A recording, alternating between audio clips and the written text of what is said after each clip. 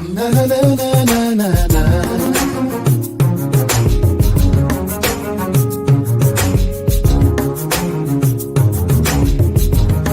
Na na na na na na na.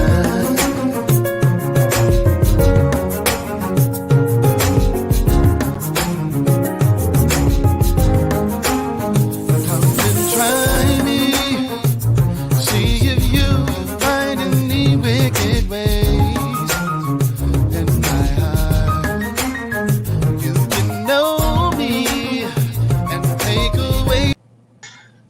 Good evening, everyone, and welcome to the live show. My name is Tyrone Brown Jr., and I just want to thank each and every one that is listening, that is viewing, wherever you are, whether you're on Facebook, on Twitter, on Twitch, even on YouTube.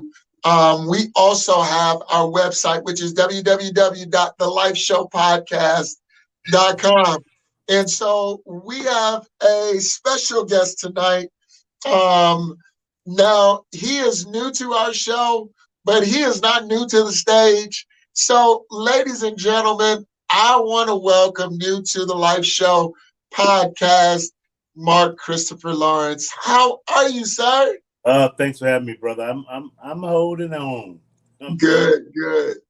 Man, I know it was a fight to get to the podcast, man, but I'm so glad that that you were able to make it, and some obstacles were in your way, but welcome to the podcast. And for those of you that don't know Mark, he's an actor, and we're going to get into that, the movies that he's played in, but also we're going to get into his life, and for him to share his story, where he comes from and how he got into acting. We're going to get into all of that. And so, even Mark, if you would just, go ahead and you can start from A and go as long as you want. Well, I'll tell you, man. I grew up in Compton, California. We moved to Compton in the house that my mother lives in today in 1969, okay. And she bought that house because it was Linwood, and the high school was around the corner. And my brother was going to high school, so that's why she bought the house. But that summer, they rezoned, and the borderline ran through our backyard. The fence in our backyard put us in Compton. Wow. And so, my brother ended up having to be bused to the high school that I went to, Dominguez High School in Compton. Okay. We were the second Black family on our street. Wow. Compton was all white back then. And, in fact, there's a movie on Netflix right now called Them. And I watched that movie, and it's about a Black family moving into a white neighborhood and all this stuff that was going on with them and their neighbors. And it started bringing back all these memories of stuff that happened when I was a kid. Wow. I got poisoned. And, I remember playing with a kid down the street, and his mom ran out and pushed me away from him and drug him in the house. And so really the only kid I played with in our neighborhood was a kid right next door and the other Black kid. Okay. And that was it. And then, but by 73, 74, all the white families had moved out. And, Compton became notorious for, gangs and drug trade and all that. But I tell people that it wasn't like I felt that pressure of that, because it's like when you take a frog and put it in a pot of cool water and slowly turn the fire up, it just acclimates and stays there and will boil to death. And it's like that. It's like, you grew up in that environment, and the environment changed while I was in it. And I didn't see it as this dangerous thing that the news media was making it out to be. Yeah. But when I look back on it, I go, man, I am lucky to be alive. Wow, man. That's, I've heard about, you talking about even your faith And, that's something that you are big on. Even, if you don't mind speaking on that as well, so that people can know your roots. Yeah, well, I'll tell you, I grew up in the church. My mother was a staunch Christian, and if you're living in her house, you was going whether you wanted to go or not. If you can go out and party on Saturday night, you get up and go to church on Sunday. 6 a.m. Sunday morning, she was cranking up the Shirley Caesar on the coffin stereo that we had, as loud as you could get it. You was going. And so I didn't want to go to the high school that I went to. I didn't want to go to Dominguez High School. I wanted to go to Southgate because they had a better football team. Okay. And then, but my mother didn't want to jump through the hoops, so I ended up going to Dominguez. Okay. And you take that English proficiency exam, and you end up in whatever English class that you're in. So I ended up in the highest English class in our school, and all the brainiacs was in there. And the athletes would come by and look at me and go, "What are you doing today?" I'm like, "Oh no, apparently I can read." and that teacher, Mrs. Schilling, is directly responsible for me being an actor and comedian today. Wow. She put me in my first play. She got me involved in speech, which I went to USC on a speech scholarship. She introduced me to a mentor who, got me involved in comedy. And 1981 was my first time on stage as a comedian. And so I've been doing it all these years. Sometimes I'm funny. Yeah, I can't imagine, because again, you hear all of these stories about comedians, being on stage, and where they started is not where they are now. And so, how did that go for you? How long did it take before you found your niche? I was funny immediately. My first 3 minutes was funny. Okay. And that was at a show called Evening of Soul that Perry Brents produced. He was my mentor that Mr. Schilling introduced me to, and he produced these shows at USC called Evening of Soul with his frat brothers. And so I was funny for my first 3 minutes, and then I went to the Comedy Store. My friend Lennon, who was like a big brother to me, said, "Look, let's go to the Comedy Store and get you on stage over there." So we sign up to go on stage at the Comedy Store, and I'm supposed to be on it like 10:10, and Robin Williams comes in and drops 45 or an hour, and I end up getting on it like midnight. And by then it was all comics in the room, and I was still funny. And what's his name? Louis Anderson said to me, "Hey, you got something, kid. Keep writing." And and I just kept at it. And when I graduated college, all of a sudden, I didn't have an acting job. It's like one of my debate coaches had a friend who was an agent, and while I was at SC, he brought her to see me in a play. She sent me out for my first audition, and it was for Hill Street Blues, and I got the job. Yeah. And then for the next year, I'd run home and check my answering machine, and didn't book another job for a year. And it was the best thing that ever happened to me, because I was able to go, okay, I'm not going to get them all, and now I go in, I do the audition, I either leave, I'm either going to get a job or not, and I can leave it there. Yeah. But when I look back on the journey, I see God's hand in it, because had I gone to Southgate High School, they didn't have a speech team. Wow. I just found out recently I'm missing a vertebrae after my last rib. Had I been a little bit taller, I probably would have played sports somewhere. And, wouldn't have been an actor. So I see God's hand in every step of it. Every time I've tried to do something else, God, comes in and gives me a job or something, and some encouragement or something to let me know that this is where He wants me to be. I remember after college, all my friends that were debating, they were clerking for judges, working for major law firms, and I was struggling. And I had like a 3-month period where I didn't have a job. Wow. And, I had auditioned for Terminator 2, like right toward the end of that first of those 3 months. and didn't hear anything. And I was really getting depressed about it. So I was like, hey, I'm going to have to find me a job. So I'm looking through the paper, the LA Weekly, and I found this full page ad, learn to deal cards. So you can audit the first class, and then it's $499. They teach you how to be a card dealer at a casino. And they had placement in Monaco, Reno, Tahoe, Vegas, Laughlin. And you could make a six-figure salary dealing cards. Yeah. I go in to audit the class, and the first break was at 10 o'clock. Before the break was over, some suits came in and shut the class down. Apparently, they were laundering money through the class. I was so glad I hadn't given them my $499. And, my God. And then about a week or so later, I get a call from the wardrobe designer for Terminator 2 asking me for my sizes. And I was like, what's this for? Because I knew I hadn't had an audition in a couple months. Yeah. She goes, it's for Terminator 2.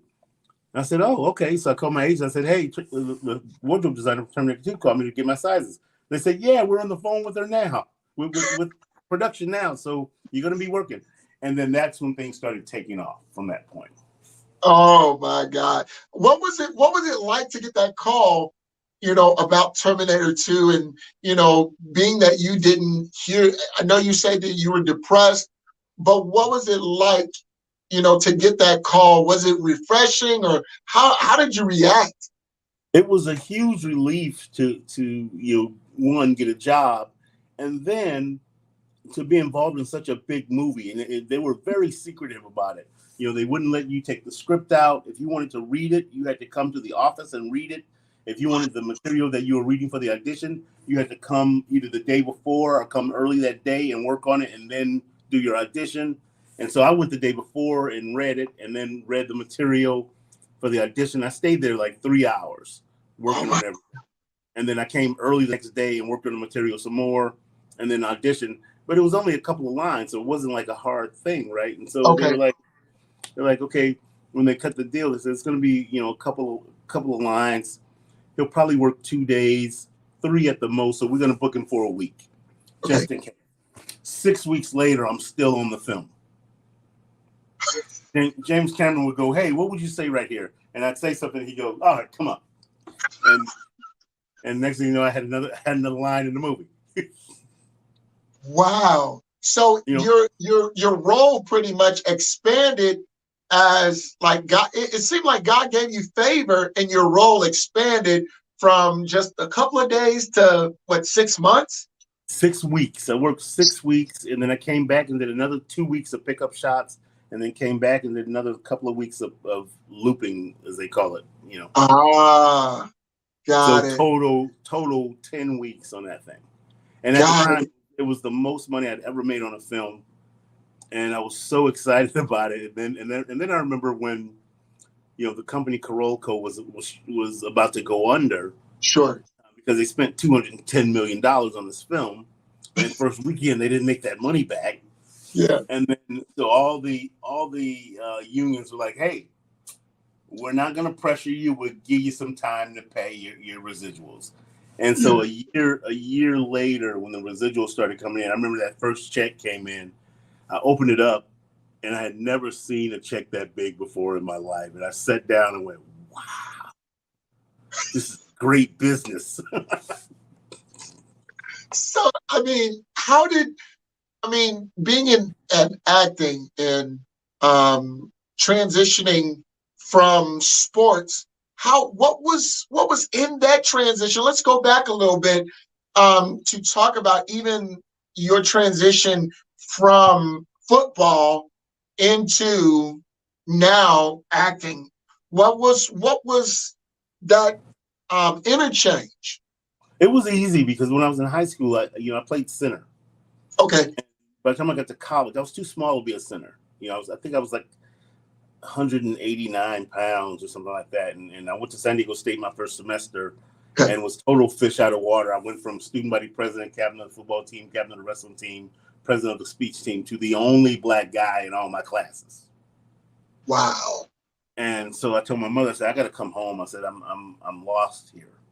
I was on the speech team there, and that was the only thing that was good for me. Yeah. So I go home, I go to Cerritos College, I get on the speech team, I get on the football team, and then I changed positions. I went to linebacker, and then it was a learning curve. So I wasn't starting, and so I wasn't real happy about it, because I started in the 10th grade in center, and then I got on the speech team and ended up winning the national tournament. I took 4 events to the tournament and won all 4. And I had a judge from USC in every round of the tournament. And at the end of the tournament, Tom Holohan, who ran the program, who's now, I think, the head of Annenberg School of Communications at USC. Yeah. He came to me. He said, "Hey, I've been hearing about you all weekend." He says, "There's been a judge for my team in every round of every speech that you've done." He says, "And I was one of the judges in your speech entertain final." Okay. He says, "I want to talk to you about coming to USC." And I said, "Well, I can't afford to go to USC." And he goes, "Did I ask you for any money?" And I said, "Look at God." Oh, man. So you went there on an academic scholarship. On a speech scholarship, yeah. Wow.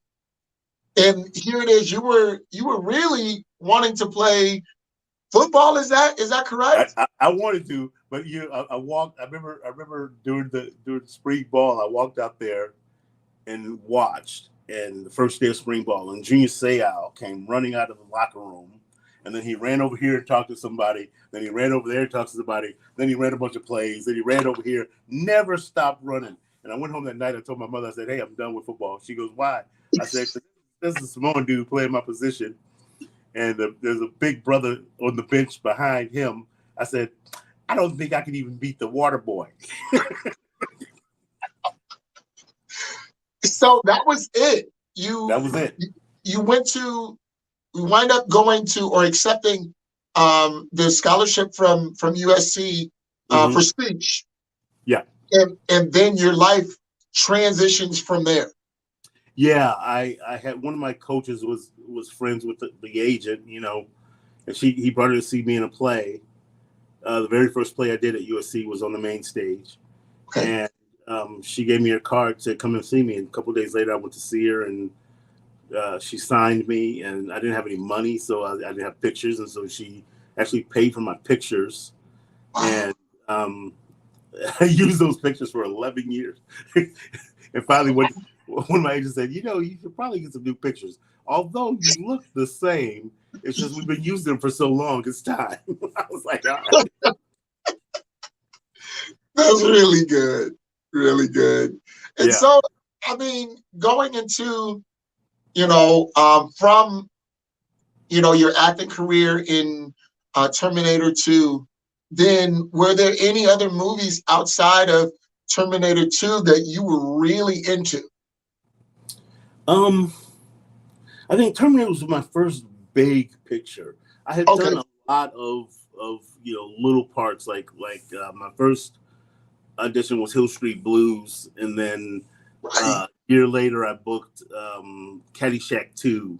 Okay. And worked a couple of weeks on that, and then things just kept snowballing after Terminator 2, and then after I was with I had an agent that was a pretty big agent, Bauman Hiller, and they signed me. I was doing a classical play called Life is a Dream. And I played King Basilio, and it's a very heavy play, very heavy character. And I always tell people that I'm a stronger dramatic actor than I am a comedic actor, because comedy comes easy. Right. And the dramatic stuff, you got to dig around into stuff, into nastiness to get to where you need to be emotionally and stuff. And I work harder at that. Okay. And, so those agents, after being with them for about a year, they saw me do stand-up and never sent me out for another drama. And so my career from the mid 80s into the 90s was all sitcom.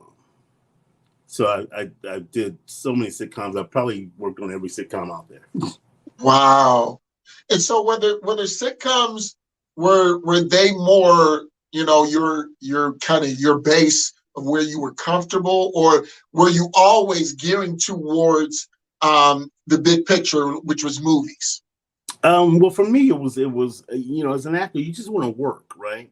Correct. So I would always do like a play that was very heavy when I wasn't working in sitcom, just because it fed that beast, Got it. that need to really sort of stretch Sure. and I had more opportunities to work with bigger roles and in theater than I did in TV and film, other Okay. than sitcom. Got it. And but sitcom, in the early my career, became a huge part of it, and so now it's like, look at my IMDb, it says I have like 116 things on there, but there's so many things that's on there that aren't on there from before there was IMDb, before there was internet. Okay. Because I've been doing this now, 37 years, I think. Wow. So Yeah. you've been acting for 37 years? As a SAG actor for 37 years. Got it. Okay. Understood. Wow. Again, ladies and gentlemen, my name is Tyrone Brown Jr., and we're sitting here in our podcast, and we are talking with the actor, Mark Christopher Lawrence, a tremendous person from what I've heard about him, and talked about his start from where he grew up to now acting, and his role in football, and it didn't quite work the way he wanted, but now as a successful actor and tremendous person, where do you see your career going now, or are you just mellowing out and just you want to, how do you want this to go from here? What is your mindset? Let me put it like that. Well, I have an agent. My agents now, they get that I can act. That that is, I'm not just funny, and so they send me out for everything, which is great. But I'm also, starting to produce a little bit. I co-produced a short called Stacks that we did the festival circuit with. I ended up getting nominated for an Emmy for that as an actor. Right now, I'm in talks with what do you call it? A investment capital company about producing a project for me. And so it looks like, if that happens, it'll probably be around the 1st of July, and then we'll be shooting in August. So I'll be producing that. Nice. And so I think the transition at this time in my life is to start producing more stuff that I want to do, so that I'm not just waiting around for them to give me a job. There you go. Man, it sounds like there is a plan laid out for your life, and that you have taken the bull by the horns. And for me, being a podcaster and a fellow believer, it's an honor to speak to you, and know that you're so down to earth, man, just to sit up here and chop it up with me. I grew up in Compton, right? And so, and my mother is the strength of our family, and she was down to earth, and my circle of friends that are closest to me are not in the business. Got it. I have a couple that are, Barry Shabaka Henley. But most of my closest friends are, military, educators. These guys, they care less that I'm an actor, and they just help to keep me accountable and to keep me grounded. Sure. And when you surround yourself with good people, you tend to take on those traits, and those character traits, and so I'm always I always tell people I'm just a regular dude. Yeah. I just it seems like it. Even with us, during the interview tonight. You're just kind of like a laid back guy, like I am. I'm kind of laid back. Of course, grew up in Gary, Indiana, and I'm a husband and father of four. I'm a my wife and I, we just passed 16 years being married, and so hearing your story and where you came from, Compton, and being one of two of the Black families that started on your block, man, that has hope written all over it. Yeah, when I look back at it, like I said, it's like every time I've tried to do something different, like when I've gotten frustrated with the work or lack of work, or feeling like others are doing better than me, and then God would always tell me, look, it's not about what they're doing, it's about what I need you to do. Yeah. And every time I've tried to walk away from it, he's brought me back into it. It's like he goes, no, you're not doing that. This is what we're doing. And he give me a job that just calms me down. Yeah. And when I look back at it, some of it is dramatic, Sure. And you can't help but go, after 37 years, I'm still doing this. And there's a lot of people that I know who started when I started are done with it.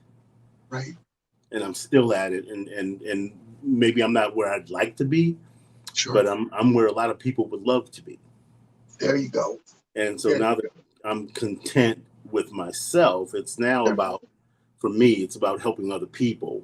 Sure. Like I was doing stand-up this weekend in DC, and this young lady came to me after the show and said, hey, I would love to have a conversation with you about public speaking, and she says, I don't really know what to do and how to start. And so I had lunch with her and gave her, some advice. And, and as I was giving her the advice, as we walked away, I said to myself, I should probably take some of this advice myself. Why am I not doing exactly what I told her? Right. Yeah. So I went back to my hotel room and just wrote down some notes. I was like, yeah, I need to do this, and this, just like I told her. So you were getting ideas helping somebody else. Yeah. It's like why am I not doing it?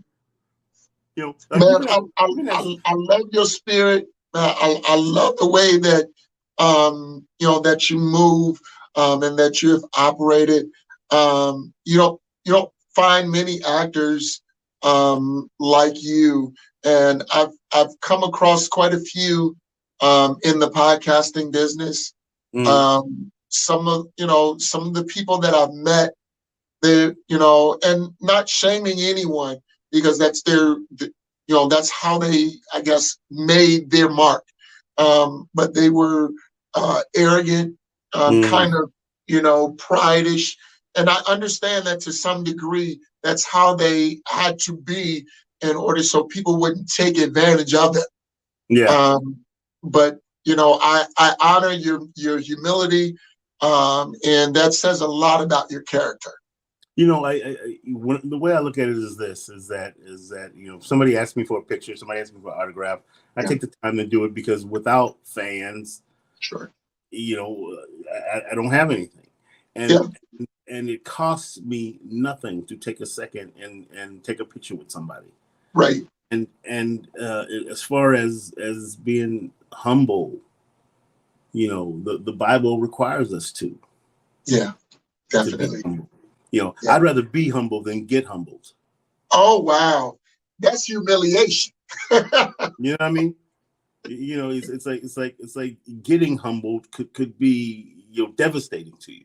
Right. So I just try to be humble and be nice to everybody. It's like I'm no perfect Christian by any stretch of the imagination, but I mean, I know what I struggle with, and I know what God wants me to be, how He wants me to be, and I know that love and that grace and that light, is there, and it's just easy to just be nice to people, and there's no room for arrogance in it. Absolutely. I mean, it's a fine line between confidence and arrogance. Yeah. And I'm confident in what I do. Yes. But I'm humble when I deal with people. Definitely. Definitely. Man, I love your testimony. I love where you came from. And I'm truly thankful that you accepted this engagement. I know that there was some things that tried to kind of break this thing. But I really I knew that I needed to have you on so that you could share your testimony with the rest of the world of where you come from and where you are now. I want to ask, are there any things coming up that you want us to be looking out for, that you have on the horizon, that you have coming up in the next couple of months or so? I did a film that's actually in theaters now. It's a small little film called Family Camp. I play a pastor, and it's the skit guys. These dudes called the skit guys. Those dudes are hilarious.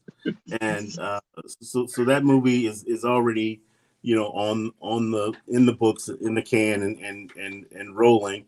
I finished a film called Lying Together, where I play another pastor, and we shot that in Estes Park, Colorado. And Estes Park is at 9,068 feet. I'm gonna tell you, that air is thin. I said, y'all need to put some baking grease or something in this air to fatten it up some, because it was hard to breathe. But that film should be coming out around November or so. And okay. I just finished production on Fragment, which will be on PureFlix. Wow. On PureFlix, it's a series, and it's post Rapture. Yeah. And so my character is a cop who gets left behind. Yeah. And so it sort of deals with the world as it is after the Rapture has come. They call it the blink, after the blink. I love that. Yeah. So stuff like that, to the Christian world, it intrigues me, because we see it or we hear about it so much in church until it's become like, let's brush this under the rug. Yeah. But it's coming. As little as people are paying attention, it's definitely coming. Well, I mean, you look at where we are in the world today. I mean, we are living in biblical prophecy right now. Yeah. It's like wars and rumors of wars. Yeah. Pestilence, famine, all kinds of things are happening, and people don't feel it here as much as other parts of the world. But when in California gas is up to around $8, and there's food shortages and rumors of food shortages, it's time to get right, church, and let's go home. Man, you said a mouthful right there. Well, again, Mark, I want to stay in contact with you, and I'm definitely so happy that you decided to come on the live show. How can anyone follow you? Like, do you have any social media that you want out there that you want people to follow you on? Yeah, hit me up on Instagram. It's Mark Christopher Lawrence. If you go to my website, markchristopherlawrence.com, and scroll down to the bottom, all my buttons are there for all my social media. And I talk to people. When you talk to me, I'll talk to you back if I have time. Good. Well, man, look, thank you so much for coming on. We really appreciate you taking your time. I know the hour is late and you just getting in, but look, we appreciate it so much. Again, look, ladies and gentlemen, this is the Life Show. My name is Tyrone Brown Jr., and we have just interviewed Mark Christopher Lawrence, from what I can tell, a great man that is on the path to greatness, and really helping people.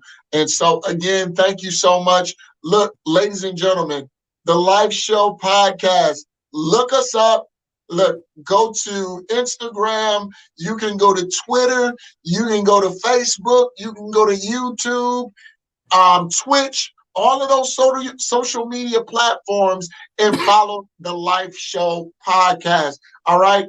This is only up from here. Next week, we are going to have another exclusive interview. You don't want to miss it, with my good friend and my good sister, Paulina Johnson. If things work the way I want them to, she will be on. But if not, then we will maybe reschedule the interview. But until next time, look, God keep you. God bless you is always our prayer. Thank you so much again to Mark Christopher Lawrence for coming and sharing your story with us. Look, ladies and gentlemen, have a great and safe evening. Look, peace.